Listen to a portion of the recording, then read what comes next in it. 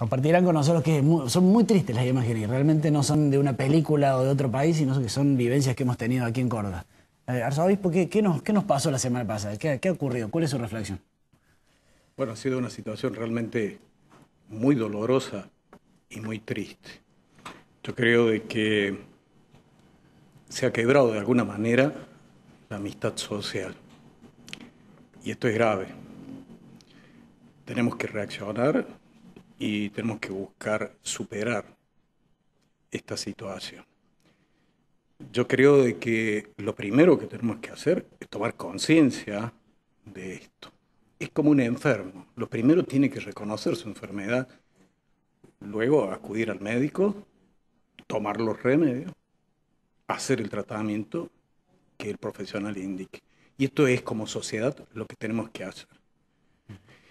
Yo personalmente, me parece a mí que en la Argentina faltan todavía líderes que digan, estamos mal, estamos enfermos como sociedad. Muchas veces se escuchan palabras aduladoras. Y es cierto que hay una serie de riquezas y posibilidades en los recursos naturales, en los recursos humanos. Pero la nuestra es una sociedad enferma. No somos los mejores del mundo. Este es una manía argentina de decir, pero no, si somos los mejores del mundo, todos están pendientes de nosotros. No es cierto, no es cierto. Somos como otros, con enormes posibilidades y con grandes fragilidades. Esa enfermedad que está mencionando y que mucha gente ha tomado como conciencia la semana pasada, muchos han dicho esta frase, estamos enfermos, ¿es una degradación moral generalizada o en realidad estamos hablando de focos de gente avivados, hay conveniencia, hay cortoplacismo o realmente hay una degeneración moral de la que nos tenemos que hacer cargo, digamos? Yo creo que sí, y por eso el domingo pasado en la homilía de la misa radial yo decía que era necesario y urgente una conversión moral. Y al decir conversión moral significa reconocer lo que hemos hecho mal con el propósito de cambiar y procurando restituir de lo que nos hemos apropiado. Y entonces, por ejemplo, en estos saqueos hay que devolver lo que se robó y reparar, es decir, reconstruir. Pero también, durante el desarrollo de la crisis, yo recuerdo, el obispo auxiliar electo dijo en un determinado momento, tengo que hacer una conversión cultural.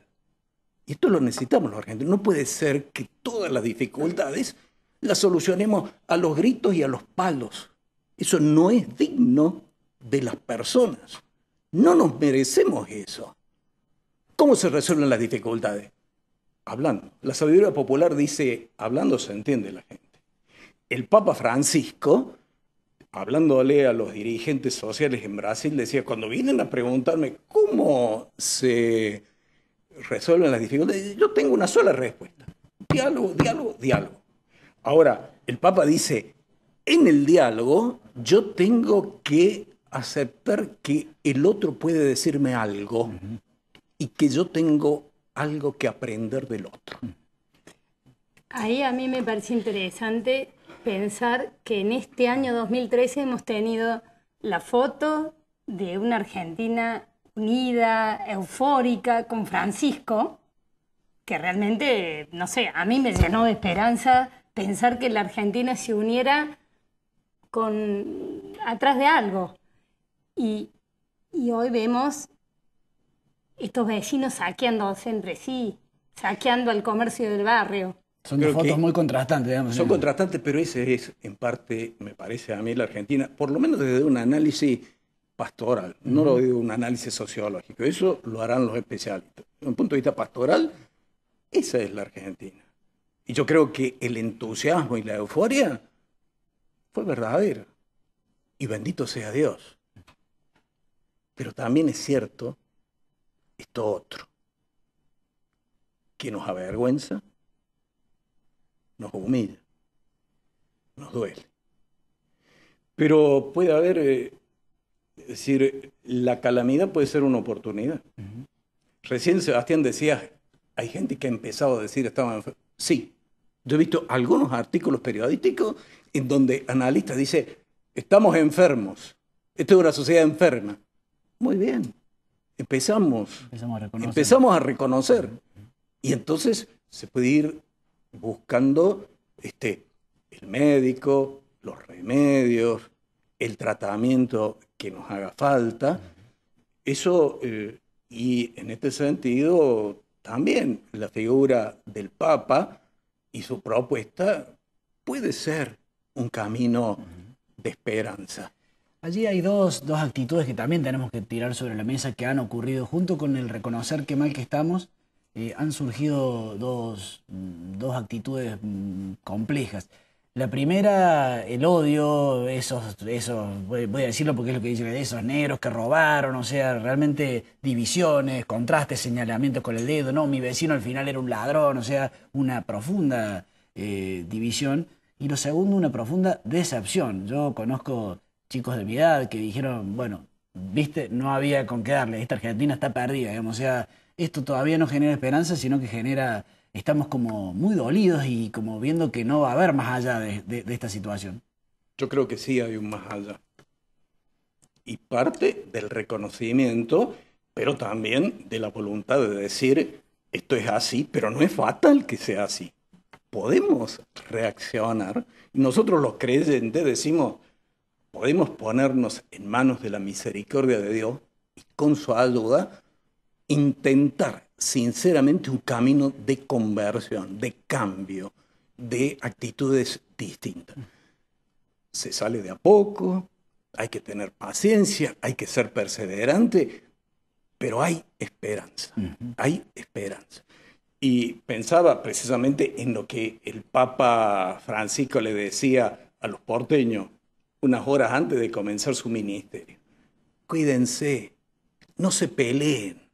Y decía algo muy porteño, no se saquen el cuero. Es decir, quiéranse. Pero eso es lo que necesitamos los argentinos. Querernos. Hay un elemento, me gustaría llevarlo a un plano más general porque inclusive este sábado la Iglesia tuvo una reacción y a nivel nacional lo ha tenido. Algunos de nosotros, me incluyo, vinculamos lo que ha pasado, no en todo, pero en una parte, con la irrupción del narcotráfico y cómo se va extendiendo como un flagelo en los territorios, en los grandes centros urbanos y demás. La Iglesia ha puesto su grito sobre la opinión pública y ha empezado a rezar y ha empezado a actuar. Me gustaría saber su reflexión sobre si usted ve un vínculo entre lo que pasó y el narcotráfico y cómo ve el futuro de la Argentina asolada por este cáncer, digamos. Yo no sabría analizar en detalle la conexión, pero que el difundirse del narcotráfico, el difundirse de la droga, destruye las personas. Y ahí ya eso forma parte también, si tenemos enfermedades, eso la hace más grave. Claro. Entonces hay que hablar con claridad. La droga destruye. Y si bien es cierto, el que ha caído tiene esperanza de salir. El Papa Francisco lo decía en Brasil. Podés salir. Depende de vos también. Pero convengamos que las posibilidades son escasas, difíciles. Muchas veces es un viaje sin vuelta, sin retorno. Entonces, el acento tiene que estar puesto en la sociedad, en las instituciones de la sociedad, en la familia, en la prevención. Es mejor nunca haber entrado que probar para ver si después en una de esas podemos salir. Claramente. A mí me quedó muy impactante esto del cuidarse. Nosotros, el Papa Francisco recomendaba cuidemos a los más viejos y a los más niños, pero yo diría que en esta semana nadie ha hablado de esos dos sectores.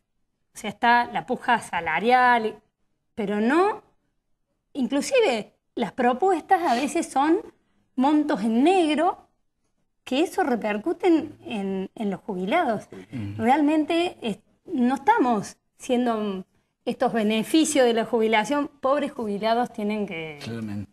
Justamente en esa línea me gustaría, otra pregunta general que me parece que se estarán haciendo los televidentes es, hoy cumplimos 30 años de democracia, no estamos festejando por lo que nos está pasando en el país, pero en su caso, un balance sobre los logros y las asignaturas pendientes, ¿qué conclusión nos puede dejar, digamos? O sea, ¿usted cómo ve estos 30 años de democracia?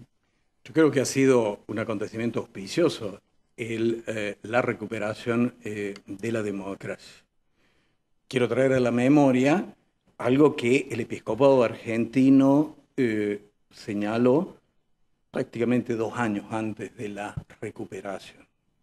Publicó un documento que se llama Iglesia y Comunidad Nacional, y que me parece ayudó en la reflexión previa a la recuperación de la democracia.